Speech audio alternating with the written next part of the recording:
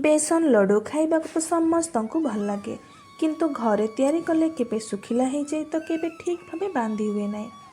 आज मु शेयर करी एमती एक सहज ट्रिक जहाँ को फॉलो कले बेसन लड्डू हेब एकदम परफेक्ट एवं पार्टी देउ देउ मिली जीवा भले नरम। आपण मैंने देखी जापर लड्डू केते परफेक्ट एवं सॉफ्ट बनी। मार्केट भी टेस्टी एवं परफेक्ट लड्डू जब बनवा चाहते ताहले वीडियो को शेष पर्यंत देखंतु आउ शेयर कर सब टिप्स गुड़ा को फॉलो करंतु। तेबे ए ट्रिक टी मिस न करी चलंतु आरंभ करबा आज स्वादिया बेसन लड्डू। यह को बनवाई देखते ए गैस ऑन कर गोटे कढ़ई को बसई नहीं एथि आम देदेबा अधा कप मेल्टेड घी गोटे कप सेट करने आउ से कप रे सब जिनिस को मापिकी नेबे। एठी मु गोटे गिना नहीं जाइए माने काचर बाउल से बाउल नहीं अधा कप मेल्टेड घी आउ से सेम कप रे मापिकी नहीं गोटे कप बेसन। घी भल भाव गरम टिके हो गला पर आम बेसन को ऐड करदे और भल भाव भाजी नबा। बेसन को ये पेसेंस रखी भाजबे कम से कम 10 ରୁ 15 मिनट पर्यंत गैस फ्लेम को लो मीडियम रखिकी भाजबे जहाँ फल यार कंचा स्मेल चल जा परफेक्ट बेसन लड्डू बनब। और जब हटबटे भाजीदेवे हाई फ्लेम रे बेसन तो भाजी हो किंतु कंचा स्मेल रही खाइबा को भल लगनी।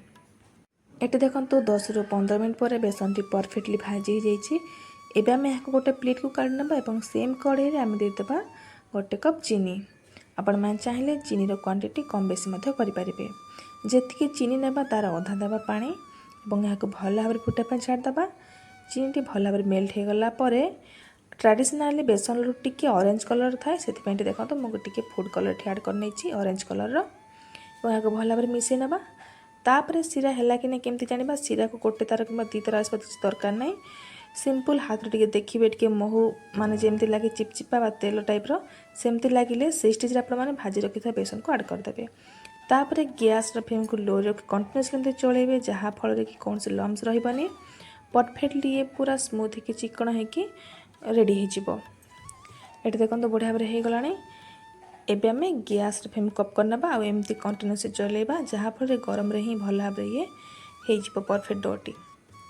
तापर आम गोटे प्लेट रे अल्प टिके घी कि तेल को देदेबा सबुआड़े ग्रीस करना और ये डो को से प्लेट को बाहर करना। तापर हाथ रे भल भाव स्मूथ की चकटी नबा और हाथ में छोट छोट बॉल एमती धरिकी लड्डू सेप देदेबा। देखो ये मुझे बनाऊँगी केते बढ़िया भाव देखो स्मूथ हो पूरा चिकन भाव केते डेलीशियस देखा जाउची। सेम प्रोसेस रे बाकी लड्डू गुड़ाक बनई नबा। आउ एठी गोटे टिप्स मन रखिबे एटी सीरा को अधिका हार्ड करेंगे गोटे कि 2 तार करेंगे। जदि गोटे तार कि 2 तार आसीज ताहले एठी बाहर को जिते काढ़े डोटी हार्ड हो सांगे सांगे बनई पारे गरम थी सब बनई पारे ठंडा हो पूरा झुरझुरिया टाइप हो भल भाव बांधि हेनी। ये देखो सब लड्डू गुड़ाक बनई नहीं आ सुंदर देखापी यहाँ मैं किसी आलमंड को एमती छोट छोट काटिकी दे देती जहाँफल बढ़िया सुंदर तो देखिले आपण मैंने केते सहजरे कम समय रे लड्डूटी बनके रेडी होगला।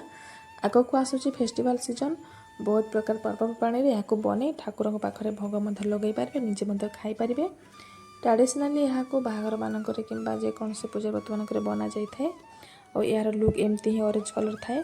आपण मानक आज ही रेसिपीटी केमती लगिला बा लड्डूटी केमती लगिला मत कमेंट निश्चय जनइबे। आउ जदि भल लगी ताहले मो चैनल को लाइक सब्सक्राइब करदेवे। रही सांग मैंने देखा गोटे नुआ रेसिपी सहित नुआ वीडियो। धन्यवाद। जय जगन्नाथ।